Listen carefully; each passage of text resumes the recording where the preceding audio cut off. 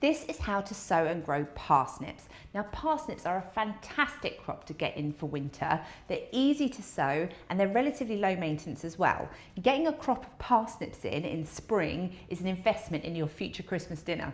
Now the beauty of parsnips is that they don't really like to be sown in advance of when you're going to plant them out. They want to germinate where they're going to grow, and that makes them extremely easy to sow and grow because you're just going to sow them in place. Now the thing that you do need to bear in mind when sowing parsnips is that they have to be sown from fresh seed.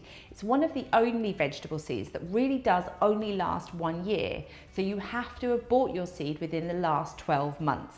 Now you may have seen that you can start sowing parsnips from February onwards, but if you look at the back of our seed packets, you will see that we don't advise this. Now you'll find that initial germination and strength of growth will be massively boosted if there is some warmth in the soil, and therefore we recommend sowing your parsnips earliest in March, best in April, and even into May when the soil's warmed up a bit. And you're going to sow your parsnip seed outside exactly where you want it to grow in shallow drills. You want to sow your seeds sparingly. Now the reason you want to do this is because although they're not as susceptible as carrots to carrot root fly, they can get it. And carrot root fly is attracted to the scent of foliage. So if you're thinning lots of parsnips, you're going to create a lot of foliage scent, and that's potentially going to attract carrot root fly. So the best thing you can do is sow them aiming for about 10 to 15 centimeters apart from the very beginning. And once you've sown your seed down your drill, you're going to cover it back up, and you want to aim to have that seed about 1 centimeter deep. Then give your sowing area really good water and make sure to keep it moist all the way through until those seedlings have germinated.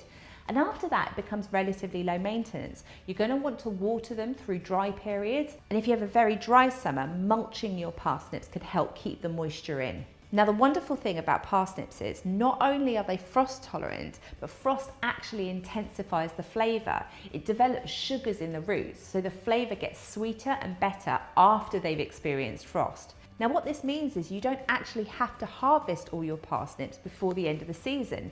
You can leave them in the ground where they've grown and just harvest them through winter as required. This means you could be going out on Christmas Day to pull your parsnips for your Christmas dinner.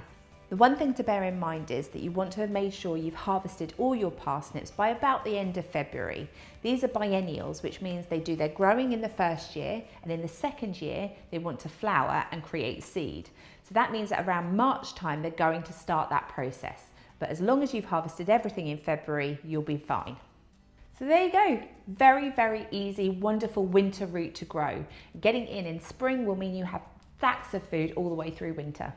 And if you're looking for parsnip seed, check out shegrowsveg.com.